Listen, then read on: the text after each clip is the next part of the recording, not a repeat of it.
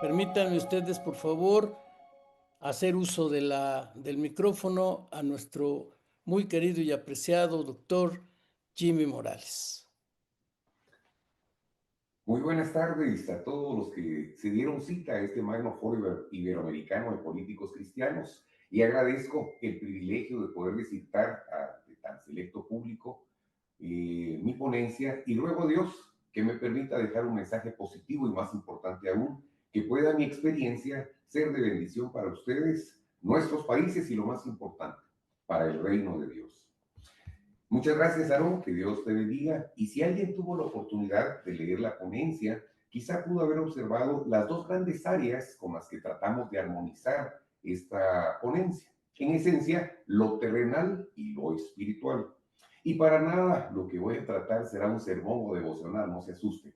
Pero sí es necesario que ustedes como cristianos políticos o políticos cristianos puedan creer o al menos puedan entender que sí existe una guerra espiritual. ¿Por qué les quiero hacer esta reflexión? Y es que yo soy cristiano evangélico. Nací en un seno de una familia cristiana y me congregué desde niño en la iglesia bautista. Para ser específico, en la iglesia bautista Getsemaní, aquí en la ciudad de Guatemala. Estudié en el Seminario Teológico Bautista de Guatemala y fui pastor como parte de un requisito académico del seminario durante 5 años, de mis 18 a mis 23 años. Y para los que están haciendo cuentas, sí, eso sucedió hace cerca de 35 o 38 años. Y quizá esa formación puso mi mente y mi corazón un tanto rígida, un tanto rígido, para poder darle paso a ese tipo de cosas y rechazar de inmediato a los hermanos que venían y llegaban a la presidencia hablándome de manifestaciones espirituales como la famosa guerra espiritual. Aclaro que siempre mi oficina estuvo abierta al liderazgo cristiano y mes a mes teníamos devocionales y reuniones de oración pidiendo por el país y por liderazgo al frente del gobierno, pero quiero decirles y confesarles que durante mi gobierno pude constatar categóricamente que sí, efectivamente hay una guerra espiritual y nosotros estamos inmersa en ella. Y por eso fue que dentro del planteamiento que hice era que el objetivo o uno de los objetivos era poder dejarles un pensamiento y la idea de que por lo menos lo consideren. Esa guerra espiritual sí existe. Y me basé básicamente en poder hablar con dos temas. Con lo terrenal nos vamos a referir directamente a lo que nosotros conocemos como territorio. Aquí podemos hablar y vamos a hablar de la seguridad territorial, la economía nacional, la libertad nacional. Y en el tema espiritual yo quisiera que nos refiriéramos a la palabra o al término pueblo, que será la persona, el individuo y sus libertades, las instituciones que van cerca de la persona, la libertad individual de la persona, su fe y sus relaciones, y en esencia, sus creencias y el sistema que garantiza sus derechos individuales. ¿Por qué quiero utilizar la palabra pueblo? Porque desde el Antiguo Testamento en la Biblia se habla de la relación de Dios con su pueblo y en el Nuevo Testamento el mismo Pablo sigue con la figura cuando cita a Oseas que dice, al que no era mi pueblo llamaré pueblo mío y a la no amada, amada. Y en ese punto yo quisiera decirles que es nuestro compromiso como gobernantes y más como gobernantes cristianos cuidar a ese pueblo. Empecemos entonces por lo terrenal, que ya aclaré, no estoy hablando del concepto terrenal religioso de pecado y todo ese sistema doctrinal cristiano que lo enmarca, sino que me referiré netamente al tema de las naciones y su territorio. Ese territorio que nos implica hablar de una seguridad territorial y aquí voy a hacer una pausa. Puse como un marco de referencia o como un texto de referencia Esther 4:14 que dice, si callas absolutamente en este tiempo, respiro y liberación vendrán de alguna parte, pero tú y la casa de tu padre pereceréis. Ustedes conocen mejor la historia que yo de Esther y saben cómo la intercesión de ella ante el emperador o el rey importante de aquella época permitió que hubiese un decreto que ayudara a su pueblo. Pero es importante que nosotros sepamos que Dios puede utilizarnos a nosotros y si no nos dejamos utilizar, a alguien más va a llamar. Ahora sí, vamos y yo quiero que hablemos de, entonces del territorio, la población y el gobierno. Si nosotros nos ponemos a pensar que territorio, población y gobierno es lo que conforman los países, vamos a hablar que hay leyes nacionales que nosotros como parlamentarios o como políticos tenemos que plantear, modificar, sostener o cumplir. Pero también hay leyes internacionales como convenciones, convenios, acuerdos y tratados, tanto bilaterales como multilaterales, que nosotros, de acuerdo a nuestra firma o de acuerdo a nuestro compromiso, vamos a comprometer a nuestros pueblos y nuestros países. En las políticas, nosotros podemos plantear que hay políticas de gobierno y políticas de Estado, sabiendo que políticas de gobierno son aquellas que no trascienden más allá del periodo presidencial, en el caso de Guatemala, 4 años, y políticas de Estado, aquellas que no importando cuántos gobiernos vengan, la política va a permanecer. A través de estas políticas o durante estas políticas también vienen implementadas las doctrinas, que son sistemas de leyes y políticas de aplicación permanente.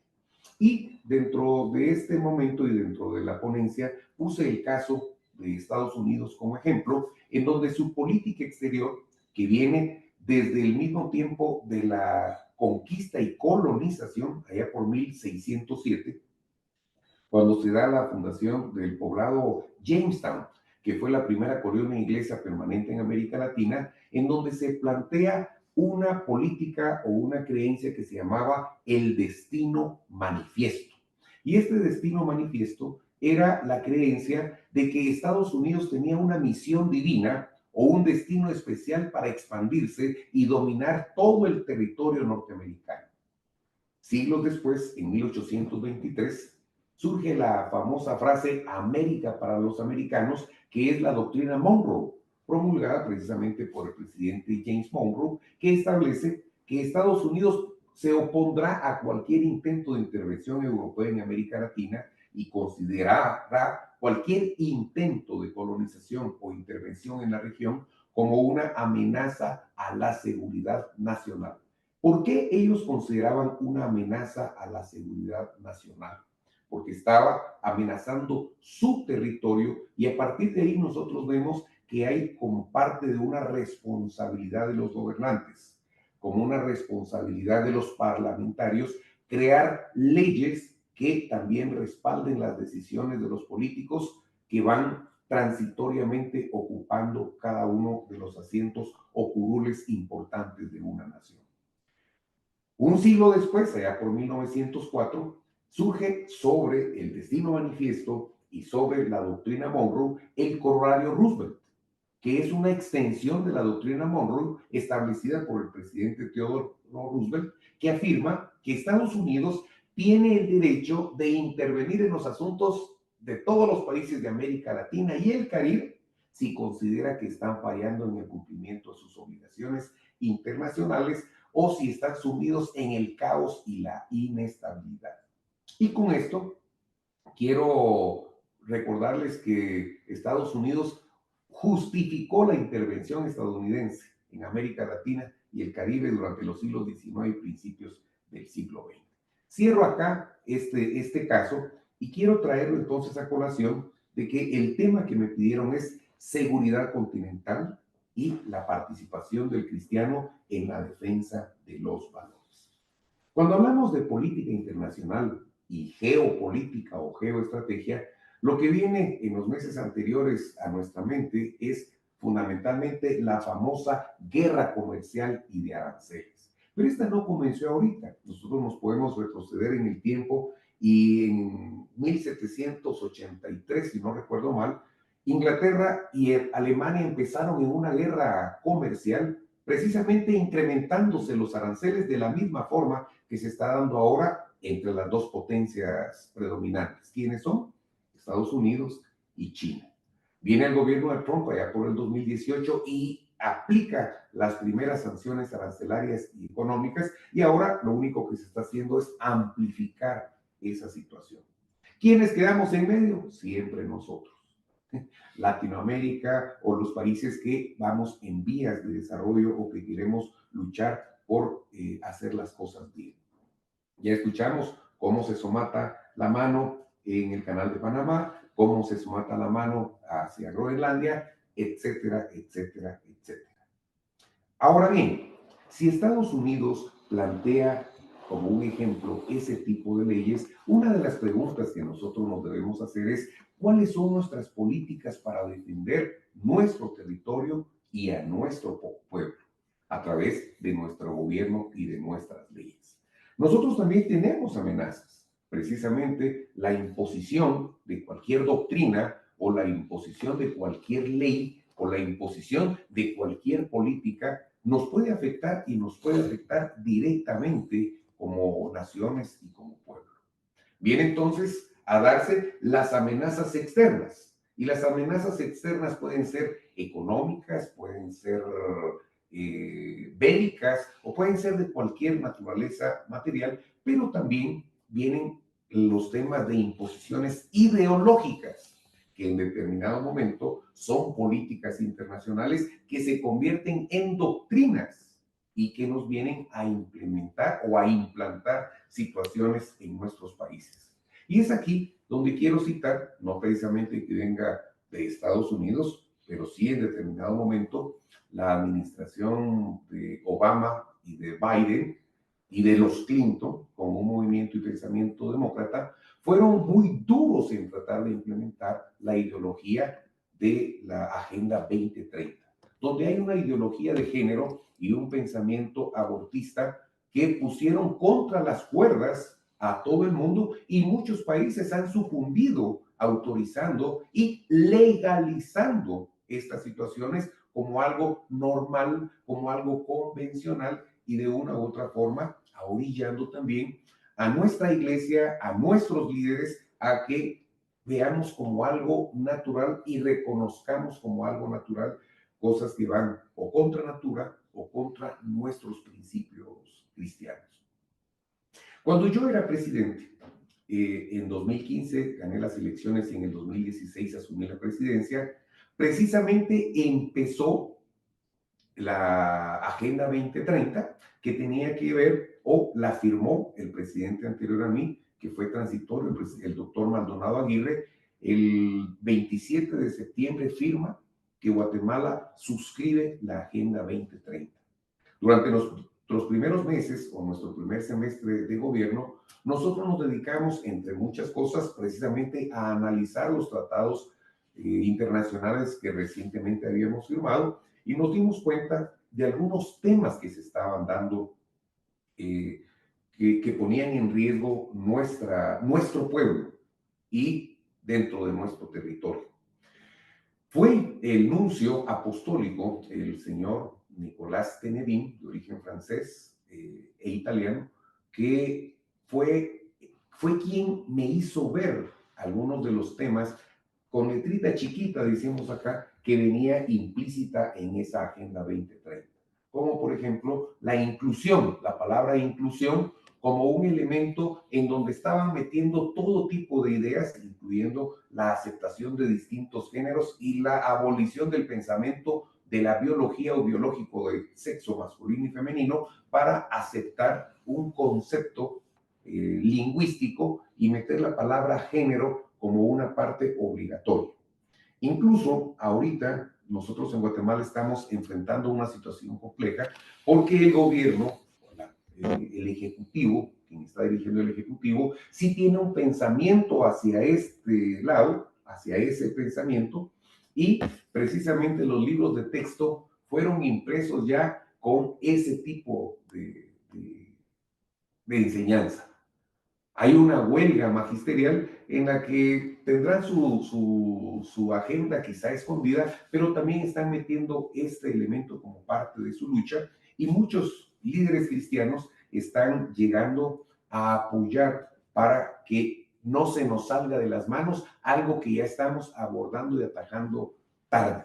Aceptar o permitir que líderes que no son creyentes, que no son cristianos, ocupen una posición. y como se dice en el ejército o en el lenguaje bélico, toda posición abandonada será tomada por el enemigo. Así es que yo quiero aprovechar también para felicitarles a ustedes, hermanos en la fe, que han tomado la decisión de participar en política, porque ustedes están entendiendo que se necesita gente que tome decisiones y que esté dispuesta a pagar esos precios. Continúo.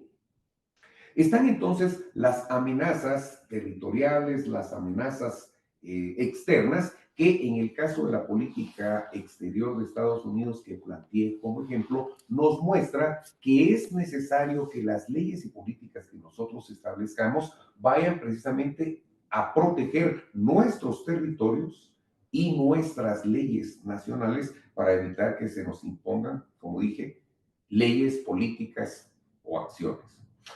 En la reunión anterior también ponía yo el ejemplo de cómo durante mi presidencia había una organización internacional que se llamaba Mujeres Empoderadas en las Aguas y era una fundación europea que financiaba la posibilidad de que mujeres embarazadas, fundamentalmente jóvenes, fueran extraídas del territorio continental de los países hacia aguas internacionales en donde había un barco y ahí se practicaban los abortos. ¿Con qué propósito? De doblar o darle una vuelta a la ley. Por ejemplo, en Guatemala, que nosotros no permitimos el aborto, querían sacar a las jovencitas a través de yates o por medio de yates, llevarlas a ese barco y ahí practicarles el aborto supuestamente para no infringir la ley nacional. Tuvimos nosotros que tomar una decisión y a través de la Marina de Guerra de Guatemala evitar el ingreso de esos yates y por supuesto impedir la salida de yates nacionales que querían salir con menores de edad y con jóvenes embarazadas de nuestro territorio. Eso nos costó una crítica nacional e internacional como no se imaginan. Primeras páginas en todo el país, en el país y en todo el mundo diciendo que Jimmy Morales era un violador de los derechos humanos de las mujeres. Sin embargo, es parte de una responsabilidad y parte de un cumplimiento que nosotros debíamos tener. Pero aparte de estas amenazas internacionales externas que se pueden visualizar, están también las amenazas internas, como por ejemplo en toda Latinoamérica y desde Argentina hasta Canadá, nosotros podemos hablar del narcotráfico y todas las actividades que se relacionan y que esto conlleva. También poníamos el ejemplo de cómo estas organizaciones criminales transnacionales han llegado a tener una capacidad económica sin precedentes. Allá por 1984, imagínense ustedes, ya Pablo Escobar y el cartel o los carteles de Colombia podían hablar de pagar una gran cantidad de la deuda externa de Colombia. En esta oportunidad se ofrecía, según los datos en hemeroteca que se consiguieron, de 2.000 millones de dólares, que a valores actuales podríamos hablar cerca de 12.000 o 15.000 millones de dólares. Y eso que todavía no se había desarrollado el narcotráfico como ahora está desarrollado a nivel mundial y transcontinental. Entonces nosotros vemos que esas organizaciones cuentan con todos los recursos y sin ningún protocolo como nuestros países los tienen. Por ejemplo, si volvemos otra vez al territorio, es difícil que dos países, tres países se puedan organizar aún liberando la soberanía territorial de sus países para poder implementar algún tipo de políticas y leyes para contrarrestar este tipo de conflictos. Sin embargo, los carteles están completamente armonizados a nivel internacional y gozan con armamento, con recursos y con todo para poder realizar este tipo de actividades. ¿Qué grandes problemas se puede ver? Empecemos no solamente por la perversión de la juventud, sino que después de la descomposición social hemos llegado a que empieza a admirarse el crimen. porque el crimen paga bien y además los jovencitos, los niños ven que los narcotraficantes no solamente andan con grandes armas, sino en grandes carros, regalando dinero, regalando casas, y entonces ya empiezan a admirar esa forma de vida y verlo como una aspiración, algo aspiracional. Pero lo triste del caso es que el narcotráfico ha llegado a infiltrarse en todas las esferas.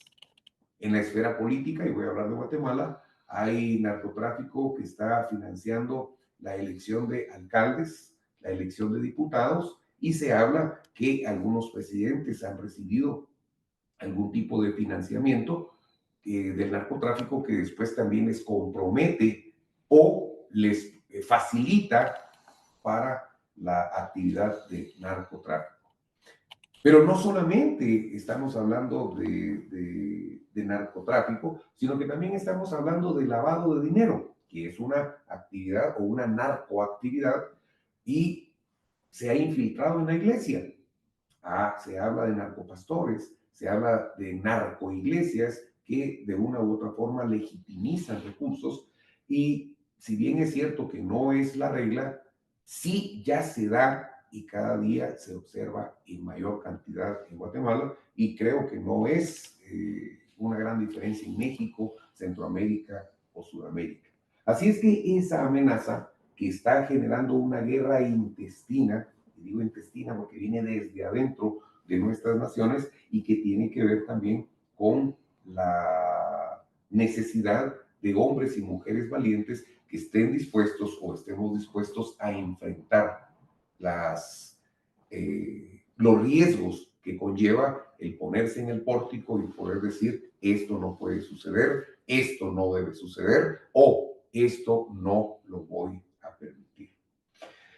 Continuando con el pensamiento de la necesidad de que los cristianos y fundamentalmente nosotros, los que tenemos el conocimiento, nos metamos al tema de política, tenemos que entender que todo lo que nosotros decidamos hoy va a tener un efecto a futuro.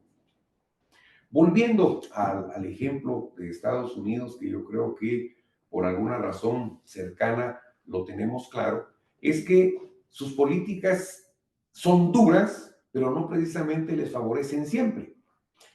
Después de la Segunda Guerra Mundial, ustedes saben que empieza la Guerra Fría y después del 87, del 89, con la firma de la perestroika y la caída del muro de Berlín, pues la Unión Soviética desaparece y la Guerra Fría polarizada desaparece y se da el liderazgo hegemónico de Estados Unidos. Estamos hablando finales de los 89. En la década de los 90 se firma el Consenso de Washington. Y ustedes preguntarán de dónde viene. Pues viene de Washington. Y consideraba, como lo planteé, 10 enunciados. Entre los que vamos a poder ver como más ilustrativos está el número 8, que era la privatización de las empresas públicas, y el ejemplo es fabuloso. Ustedes ven que desde Argentina hasta México, todos los países venden sus empresas de telefonía y se vuelven los grandes consorcios como Claro y empiezan a surgir las grandes fortunas latinoamericanas, de tal forma que uno de los dueños de Claro es uno de los hombres más ricos, con la fortuna más grande del mundo, en un país que no precisamente es de los más ricos del mundo. Bueno, pues esa privatización hizo que supuestamente se abrieran los mercados y todo. O sea, esa era una de las políticas. Pero el otro elemento importante era la liberación del comercio, eliminando aranceles y barreras no arancelarias. Eso lo propuso el Consenso de Washington en 1994. Pero si se dan cuenta, para el 2018 viene lo opuesto. Son los aranceles y una guerra arancelaria. ¿Pero por qué? Porque la desregularización y toda la posibilización de que los países no desarrollados le dieran mano de obra barata a países como Estados Unidos, hicieron que la industrialización de Estados Unidos se perdiera. De tal cuenta que ahora hay que pedir o trabajar para que toda la producción vuelva de regreso a países como Estados Unidos. Bueno, Pues el consenso de Washington, como viene una espiral, ahora vuelve al tema que mencioné de 1700 con Alemania e Inglaterra, a darse otra vez en el tema arancelario con las potencias del mundo. Pero ¿por qué todo esto es importante que nosotros lo consideremos? Porque si nosotros nos llegamos al entendido que todo lo que nosotros planteemos como leyes también nos va a dar un golpe de revés en el tiempo a nuestros países, porque van a ser nuestras leyes nacionales, tenemos una responsabilidad alta que nosotros debemos tomar. Vuelvo al punto de referencia de Esther, y es que había un hombre, que era el tío de Esther, como un hombre asesor, como un hombre culto, como un hombre sabio, que vino y le dijo, esto es lo correcto hacer. Nosotros no lo podemos saber todo, pero si nos podemos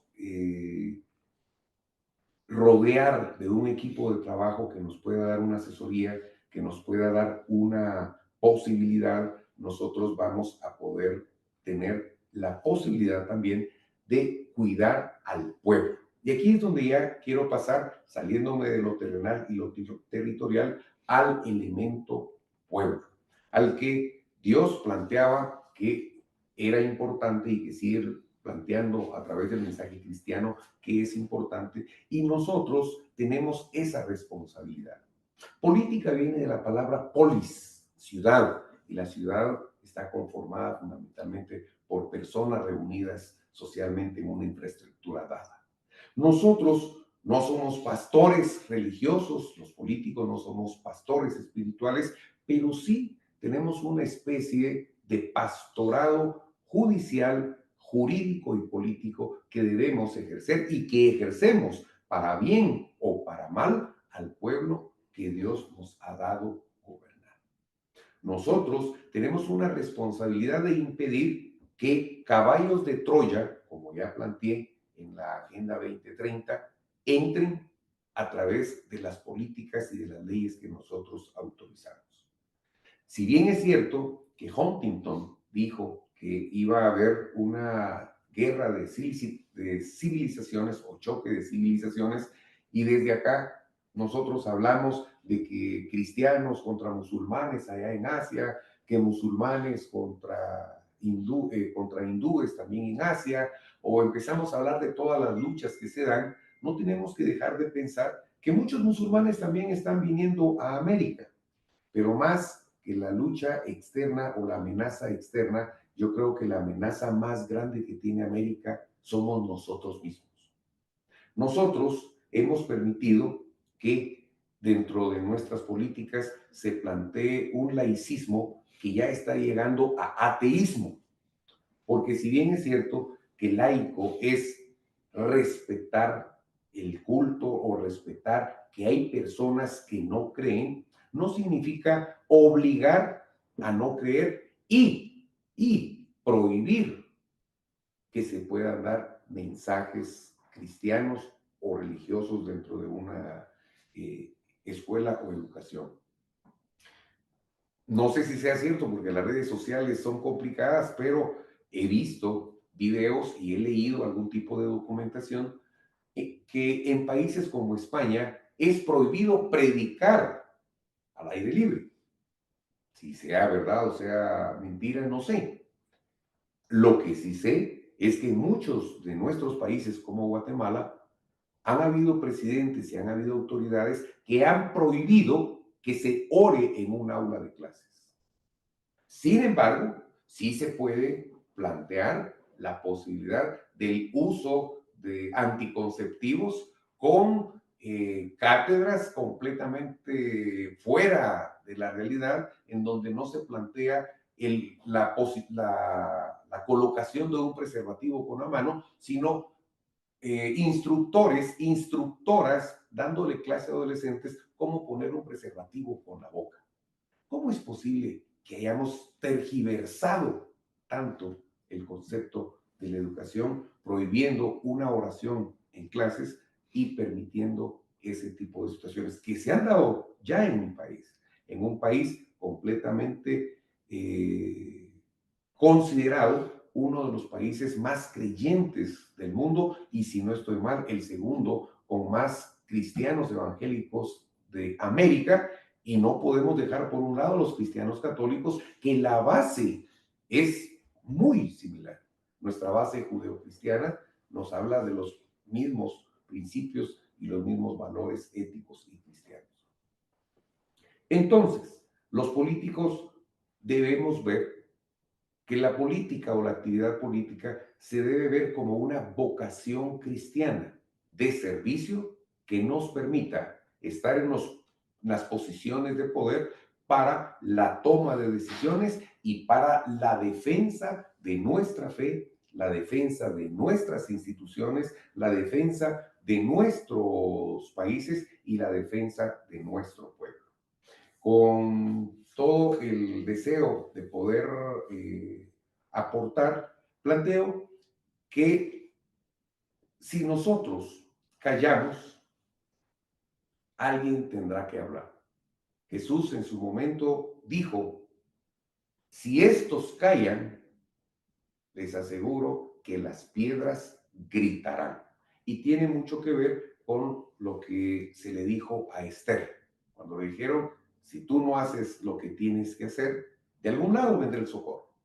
Yo utilizaré a alguien para que lo haga, pero si el llamado ha sido tú y la oportunidad es para ti, yo pienso que la verdad, la libertad y la fe es algo importante que nosotros debemos defender como políticos cristianos que somos. A Saúl, a David, a Salomón y a todos los reyes de Israel, Dios los puso. Y también fue Dios quien llevó a José a Egipto, quien puso a José al lado del faraón, puso a Daniel allá en Babilonia y también fue el que llevó a Pablo a predicar el evangelio a Roma. América Latina está en riesgo, no solo en su economía ni su territorio, sino en la misma alma de sus habitantes, por lo que nosotros los cristianos no debemos ser observadores pacíficos, sino constructores activos de una seguridad que defienda, como ya dije, la verdad, la libertad y la fe. Bueno, que Dios les bendiga y si en algo pudo servir, espero que haya sido de bendición esta pequeña ponencia que he tratado de dar para ustedes esta tarde. Muy bien, muchísimas gracias, apreciado Jimmy. Tenemos algunos comentarios, pero preguntas. Vamos porque, insisto, no es un tema meramente de refutar, pero sí algunas aclaraciones que son importantes. Salvador Martí de España dice que en España no está prohibido predicar en la vía pública, pero sí hay un gran peligro regulado por la ley y es la implementación de la ideología de género en la educación de nuestros hijos desde la edad primaria. Marta Lucía de Chile dice, lo más doloroso es que ahora va desde primera infancia. En Chile se practica la educación sexual integral, aunque no sea ley ni tenga aval constitucional. Las políticas globales nos obligan a aceptar toda esta perversión en contra de nuestros niños. Y Jorge Pac dice, no ubico quién o de dónde sea, dice, tenemos un programa de prevención del delito y adicciones en escuelas. Nos prohíben hablar de la Biblia, pero es ahí donde nuestra capacidad de infiltrarnos y llevar el mensaje. Llevamos 8 años con este programa. En fin, es de una persona de México. Muy bien. Algunos otros comentarios que sí son muy interesantes, pero aquí lo importante es las preguntas. La primera pregunta, Jimmy, que quisiéramos formularte para tu observación, aunque hay ahorita ya 3, 4 que están llegando, pero la primera es de Pablo Ulet y él te cuestiona o te comenta. El consenso de Washington que mencionaste data de 1989 con esos 10 enunciados que fueron probados o aprobados en América Latina en la década de los 90. La pregunta es, ¿su aplicación se dio solo en aquel momento o, en tu entender, se sigue aplicando en este tiempo y en qué países se estarían desarrollando? Bueno, en realidad toda aplicación del consenso de Washington fue voluntario. Sin embargo, se fueron firmando y a la hora de firmar los acuerdos, automáticamente se convierte en pues un compromiso fuerte para todos los países que lo suscribieron. Definitivamente cada país fue asumiendo algunos de los enunciados que se planteaban acá, por ejemplo, la disciplina fiscal, reduciendo el déficit público. Esto fue uno de los planteamientos del Fondo Monetario Internacional y en todos los países de Latinoamérica casi fue una regla de aceptación. Y lamentablemente eso ha hecho que muchos países hayan incrementado algún tipo de deuda que posteriormente no fueron capaces de poder ir eh, manejándose. También se estaba platicando de un reordenamiento del gasto público, priorizando salud, educación e infraestructura, y cada país los fue aplicando como mejor le parecía. Donde sí se pudo ver un efecto importante fue en países asiáticos como China y Corea, que ellos no abrieron por completo todas las puertas como sí se hizo en Latinoamérica, sino que ellos plantearon de acuerdo a sus condiciones. Es más, hoy una de las amenazas grandes de la economía norteamericana no es el comunismo ruso, sino que es el socialismo con características chinas, que así le llaman ellos, en donde en 27 años, de 1996 para acá, 97 para acá, han logrado tener un desarrollo descomunal, pero porque ellos no del todo hicieron caso a estos preceptos. Ahora bien, países desde Argentina hasta México, definitivamente nos fuimos con la finta de muchas cosas y lo dejamos, por ejemplo, el tema de las empresas que se decía que no eran rentables, al momento de llegar a manos de privados, automáticamente se hicieron súper y mega hiper archirrequete rentables. Así es que en muchos países el Fondo Monetario Internacional sigue aplicando una férrea condición de tal cuenta que si no se asumen los compromisos, vienen las malas calificaciones de las entidades calificadoras y con esas se incrementan las tasas de riesgo, por lo mismo las tasas de interés y todo lo que conlleva el financiamiento que necesitan los países para desarrollarse económicamente, que lamentablemente también a veces el endeudamiento no va de la mano con el desarrollo, porque muchos de estos préstamos no van directamente a inversión sino a gasto. Pero en síntesis, no era de carácter obligatorio, sin embargo, a través de las entidades de presión, sí hacían u obligaban a que los países se comprometieran y cada país, de acuerdo a los tratados de acuerdos que firmó, así fue su compromiso. Muy bien. Una siguiente pregunta es, ante el avance y la instrumentación del narcotráfico como una amenaza continental, ¿pueden los países crear medidas de contención? Porque además este fenómeno es sumamente violento y con implicaciones millonarias. Bueno, realmente es una pregunta complicada porque es un caso complicado. Llegué yo a Casa Blanca a hablar con Donald Trump y le dije, llevando todos nuestros datos de cuál había sido nuestro resultado en la lucha contra el narcotráfico, de tal cuenta que nosotros en 4 años habíamos decomisado lo que 5 gobiernos habían decomisado, me refiero a cocaína, en 20 años. Repito, nosotros en 4 años habíamos decomisado la misma cantidad de cocaína que 5 gobiernos en 20 años habían decomisado anteriormente a nosotros.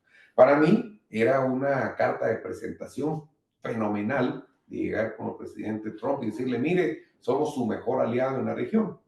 Y él simplemente voltea a ver a su gabinete y le dice, ¿quién puede pelear contra el narcotráfico? ¿Podemos nosotros? Se rieron y dijeron, no. Y yo estaba haciendo mi mejor, utilizando mi mejor carta de presentación. Voy a tratar de responder esto con 3 puntos. El punto de vista de salud, el punto de vista económico y el punto de vista de seguridad a nivel de Estados Unidos y eso tal vez decirnos qué pasa en nuestra región. Si Estados Unidos tiene 350 millones de habitantes y el 10% es consumidor de cocaína, son 35 millones de habitantes que si en una semana no reciben droga, se les convierte en un problema médico de no control, incluidos sus hospitales completamente colapsados por personas con algún tipo de problema. El tema económico, de dónde surge mucho dinero para poder resolver algunos otros temas. Ahí no me voy a extender más, solo ustedes puedan analizar quién es la entidad o cuál es la entidad que supervisa o controla el tema del narcotráfico en el norte. Y finalmente, un tema de controles y de seguridad. Definitivamente, el narcotráfico, donde va dejando una secuela de muerte, de violencia, es en toda la ruta. Ya en el lugar en donde se comercia no se da tanto eso porque es el menudeo, mientras que aquí las cantidades que se van manejando y se van trasegando son cantidades que enriquecen a un grupo específico de la población.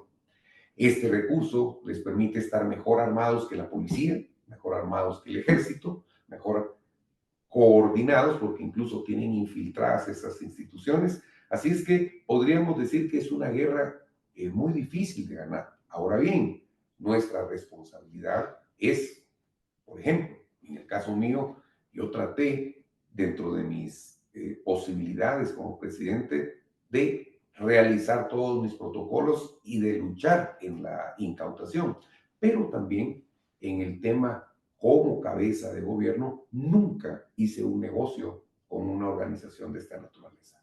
Claro. Nunca recibí un centavo, ni para mi campaña, ni para mi administración, ni posterior a ella, de una organización de esta naturaleza. Eso me permitía, con toda solvencia, enfrentarme y tomar decisiones. Firmé más de 200 solicitudes de extradición y no es algo que me enorgullezca decirlo porque pone en riesgo mi vida y la vida de mi familia, pero estuve dispuesto a hacerlo. Si Estados Unidos piensa que es una batalla perdida, nosotros en Latinoamérica creo que estaríamos en menos condiciones como para poder decir que es una batalla que se pueda ganar. Pero si se cruza de brazos, si se hace la vista, se voltea la vista a otro lado o se participa de ello, yo creo que ahí no estamos haciendo nuestro trabajo de una forma correcta. Hay muchísimas preguntas, así que te voy a pedir que trates de responderlas más brevemente porque no nos va a dar el tiempo.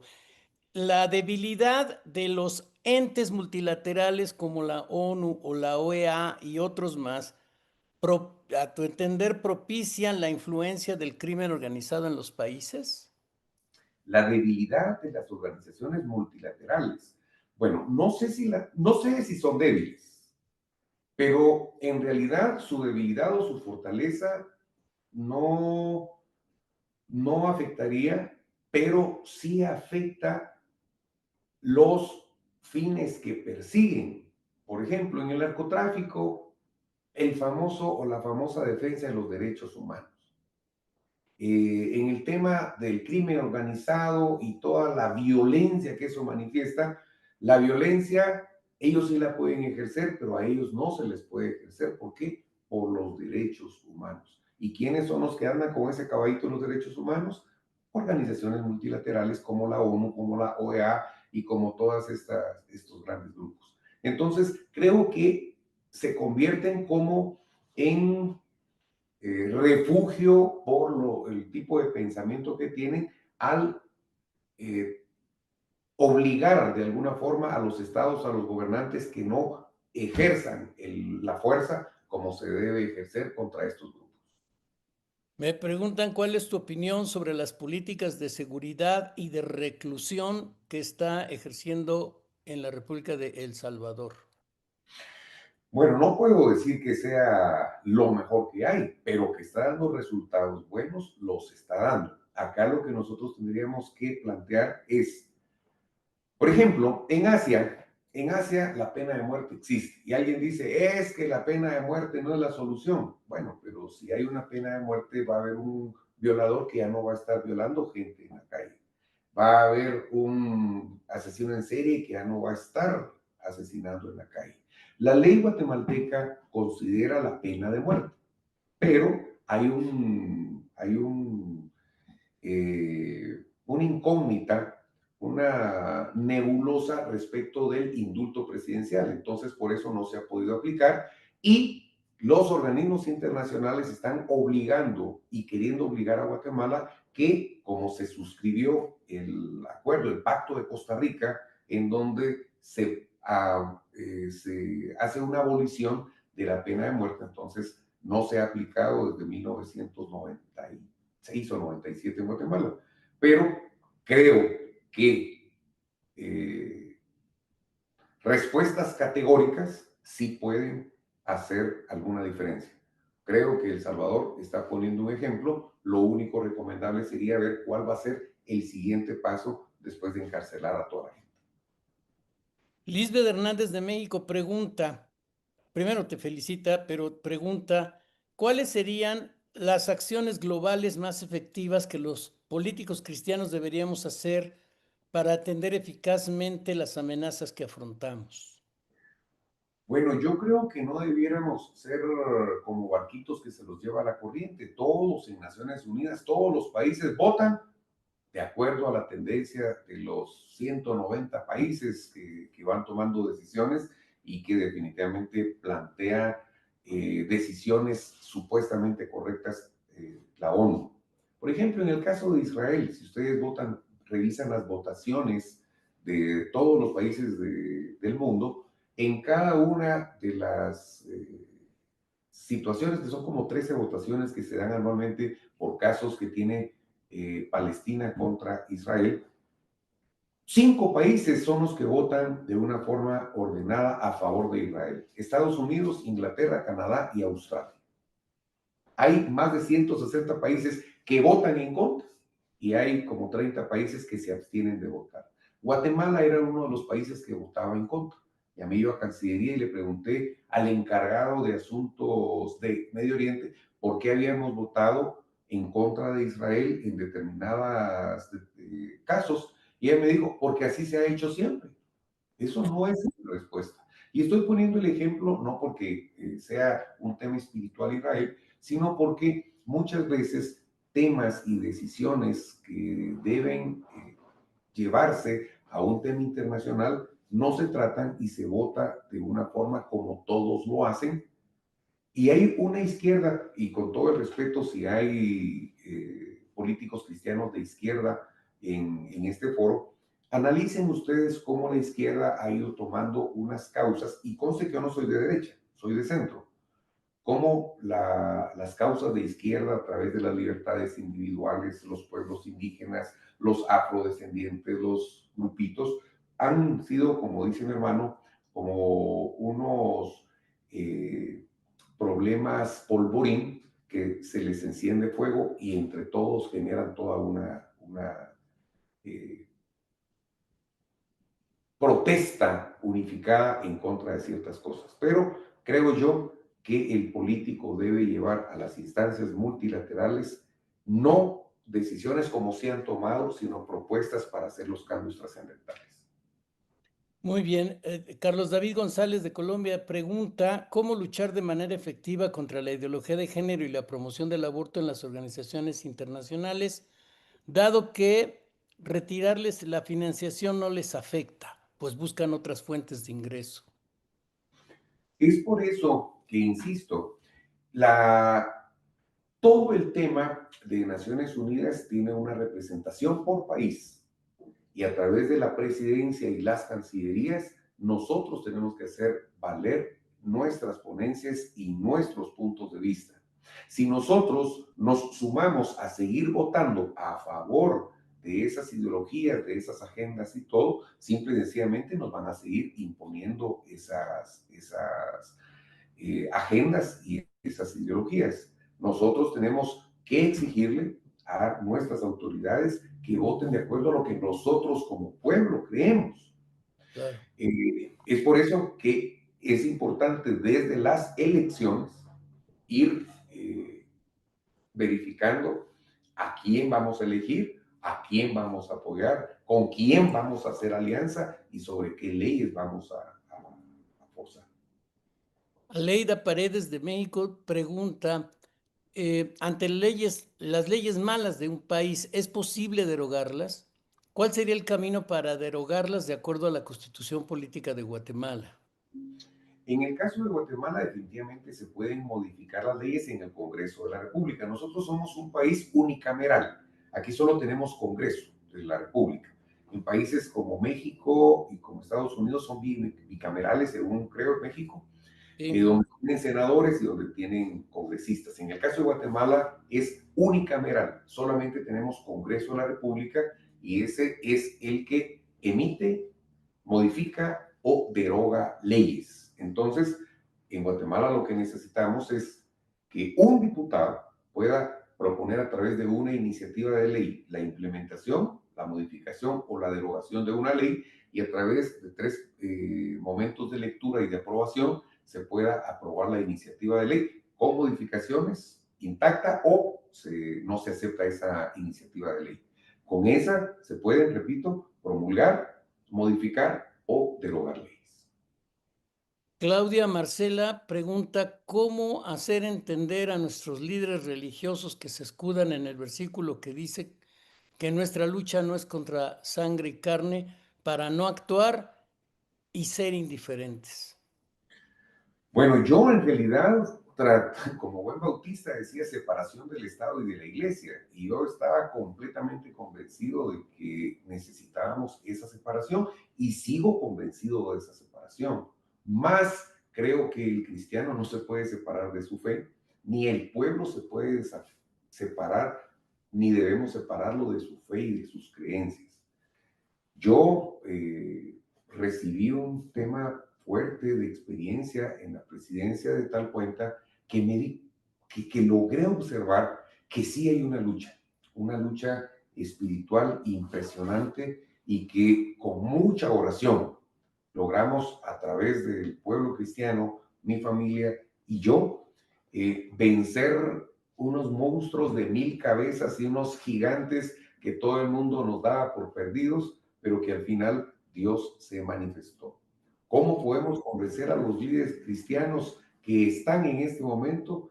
Pues orando a Dios, hablando con ellos, y si ellos no hacen nada, como le dijo el tío a Esther, si ellos no lo hacen, el auxilio vendrá, pero ellos van a perecer juntamente con su familia. Yo creo que es de aplicación universal y yo creo que a través de eso se les puede hacer entender. Y si nosotros somos, pues tenemos que ser valientes y Dios nos respaldará. Simone Berardo pregunta, ¿es conveniente que laicos de la iglesia tengan o administren un partido político? Sí, yo creo que es importantísimo, es necesario que los cristianos puedan pertenecer y administrar y ocupar posiciones importantes en partidos políticos. En Guatemala lo que se prohíbe es que un ministro de culto pueda optar a la presidencia y tiene que haber dejado 5 años de haber ejercido como ministro de culto para poder optar a la presidencia y ser electo. Pero no hay prohibición de que un ministro participe en política. O sea, no es lo mismo participar en política a participar a un cargo de elección. No sé si me explico. Sí. Ahora bien, laicos y no laicos, yo pienso que es importante que puedan tener una participación importante en la política y no hay otra forma que no sea a través de partidos políticos, por lo menos de una forma para poder estar dentro de las decisiones políticas. Muy bien, María Teresa Chacón de Bolivia comenta sobre un contexto que están viviendo allá, pero su pregunta es, ¿cómo podemos hacer incidencia con una minoría parlamentaria provida? Una minoría parlamentaria provida, pero con una mayoría de más del 80% que tiene, que es una población creyente. Esa es una excelente pregunta y observación. Yo tuve la oportunidad de hablar con el senador Mike Lee, que era senador por el estado de Utah. Yo le decía, ¿por qué Estados Unidos, que ha sido un estado que ha planteado desde sus inicios el nombre de Dios para su fundación y su sostenimiento? Yo le decía algo así, me respondía, el pueblo de Estados Unidos es cristiano, eh, los gobernantes somos difíciles, no recuerdo, pero el asunto me planteaba más o menos lo que está planteando la amiga o hermana de Bolivia. Es difícil porque hay una minoría y tenemos que convencer al pueblo cristiano, si es la mayoría, que elija a personas que creen lo mismo que ellas. Es importante que los cristianos participen en los comicios y que elijan a las autoridades porque son las que van a tomar esas decisiones. Y si ya aprobaron una ley que va en contra de lo que creemos, la pregunta anterior era cómo se pueden derogar esas leyes. Entonces, no se va a poder con gente fuera del Congreso o del Senado, sino que tenemos que tener gente dentro del Congreso como mayoría para revertir esas malas leyes que se han implementado o se han promulgado. Roger Martínez de Venezuela comenta, ¿considera usted que el microgobierno, así como las células en el crecimiento de la iglesia, no serían una estrategia eficaz para lograr grandes cambios? Sí, o sea, se puede lograr. El tema es quién lo coordina, cómo se coordina y cómo se hace. A nivel de una población, eh, pues habría que ver cómo se podría implementar una organización de esta naturaleza y también tenemos que recordar que el Estado obedece a una estructura específica y por supuesto la función del Estado no es precisamente religiosa cristiana, sino que la función del Estado es una función administrativa y de ejecución social. ¿A qué me refiero con eso? En el caso del Congreso de la República, aprueba un presupuesto y el Ejecutivo lo ejecuta. Con ese presupuesto va su plan y su presupuesto y con eso va todas las actividades que se deben realizar.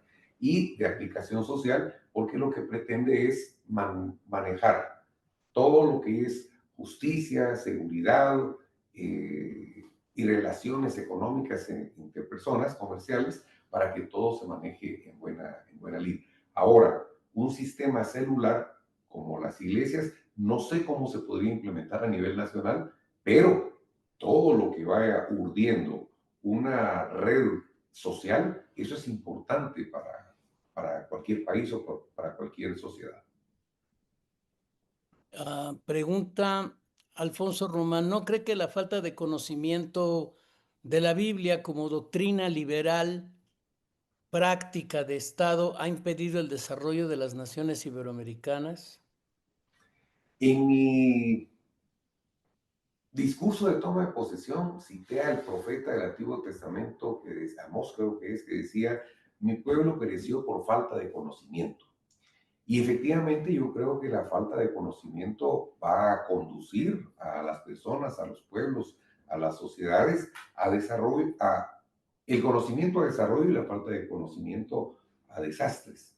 Yo creo que es importante que dentro de las iglesias, en la educación que formamos, se pueda dar todo este tipo de formación, ya no tanto con predicaciones motivacionales, sino con predicaciones que no se aparten tanto del texto, del pensamiento, para que nuestros cristianos puedan tener la base necesaria para la toma de decisiones, para la elección de autoridades y cuando estén en puestos de poder, también ejercer el liderazgo con esos principios y valores cristianos basados en el conocimiento adquirido.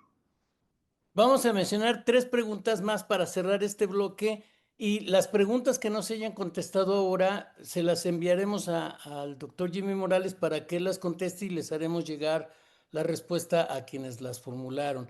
Pero por cuestión de tiempo, 3 preguntas para cerrar este bloque. Desde escenarios privados, pregunta Isabel Marín, desde escenarios privados y la academia, ¿cómo podemos hacer incidencia política en los gobiernos nacionales para luchar contra las amenazas a la seguridad hemisférica? Bueno, va a depender bastante de la administración o del estilo administrativo de cada gobierno, pero en el caso de Guatemala, cuando yo estuve y de los casos que me he dado cuenta anteriores y posteriores, han habido grupos como pastores. Por ejemplo, en Guatemala está el Consejo Apostólico de Guatemala, que es el grupo de un grupo de pastores con iglesias fuertes y prominentes que solicitaban la posibilidad de tener cierta relación permanente con el presidente para hablar de los temas que ellos consideraban importantes. También está la Alianza Evangélica de Guatemala, que tiene una organización nacional con una junta directiva que también pedía el espacio para poder tener contacto y para poder tener algún tipo de relación con el presidente, pero no solamente con el presidente, sino con el Congreso de la República, de tal cuenta que en Guatemala se formó una asociación de parlamentarios, de diputados cristianos, que ha ido en crecimiento y que ha sido de ejemplo para muchos otros países, que yo creo que eso también aplica a lo que nos preguntaba la amiga de Bolivia. Quizá sean pocos, pero si están pocos disgregados van a tener menos incidencia que si están pocos organizados con la posibilidad de ir incluyendo a todos los que vayan siendo electos o a todos los que quieran pertenecer a una organización de esa naturaleza. En síntesis, yo creo que una de las formas con las que se puede acceder es que con los grupos organizados u organizando grupos nuevos puedan acceder a las autoridades o a las instancias de poder para tener reuniones permanentes o para poder tener la posibilidad de la comunicación abierta y entregar las ponencias por escrito de lo que se cree que se está haciendo mal, de lo que se cree que se debe hacer o de qué sugerencias pueden dar. Creo que eso puede ayudar, mas no es la única forma. Muy bien. 2 preguntas para cerrar. José Antonio Villamizar pregunta, ¿la doctrina social de la Iglesia Católica se puede estudiar para procesos de formación política? Digamos, la doctrina social de la Iglesia Católica tiene partes muy importantes, partes muy buenas que pueden aplicarse a algún modelo de gobierno. Solo tenemos que volver a tener algún tipo de cuidado. No me quiero meter a complicaciones de una cosa así, pero lo que sí puedo decir es todo lo que pueda llevar un fundamento cristiano, de amor cristiano, perfecto. Lo que tenemos que separar es el Estado y la Iglesia como parte importante de vida, y el cristiano que llegue al gobierno no puede implementar de una forma violenta, revolucionaria o Impositiva. impositiva, ilegal, todas las cosas que piense. Creo que es importante que esta doctrina, como todas las que conlleva el pensamiento cristiano, puedan tener una aplicación correcta para que se pueda respetar el modelo estructural de los países donde se quiera aplicar. Para finalizar, Marcelo Díaz de Argentina pregunta, ¿cuál sería el consejo que usted le daría a la nueva generación de políticos cristianos en América Latina? Bueno, yo considero que es importante que cuando un político joven cristiano llegue a gobierno, no se deje impresionar por luces fuertes, ni de dinero, ni de autoridad, ni de poder.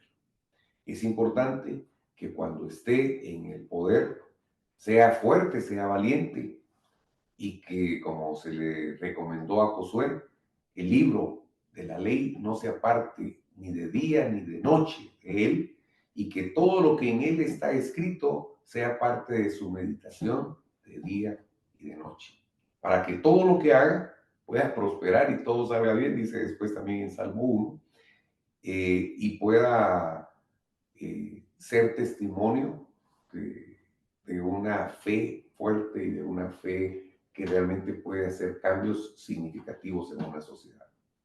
No deslumbrarse, no cambiar, no cambiar la fe por el dinero, no subirse de tono creyendo que ya alcanzó todo, al contrario, llegamos para ser servidores y para ser siervos, y ojalá que podamos ser fieles en lo poco para después poder ser puestos en lo mucho. Mucha humildad para esos jóvenes, mucha fortaleza, y pedirle a Dios que el dinero y todo eso en ningún momento les haga apartarse de los grandes sueños e ideales con los que llegaron a ocupar esa posición. Perfecto. Muchísimas gracias. Queremos reconocer que ese espíritu está en ti, lo hemos visto en tu trato, en tu generosidad y la gran disposición para estar con nosotros hoy. Así que a nombre del Congreso Iberoamericano, de la Unión Iberoamericana de Parlamentarios Cristianos y del Foro de Políticos Cristianos, querido Jimmy, queremos agradecerte profundamente y de todo corazón la generosidad de tu tiempo y de esta disertación que hemos recibido. Así que no se puede escuchar el aplauso, pero rendidamente lo hacemos reconociendo tu trabajo y todo tu bagaje, todo lo que nos has comentado este día.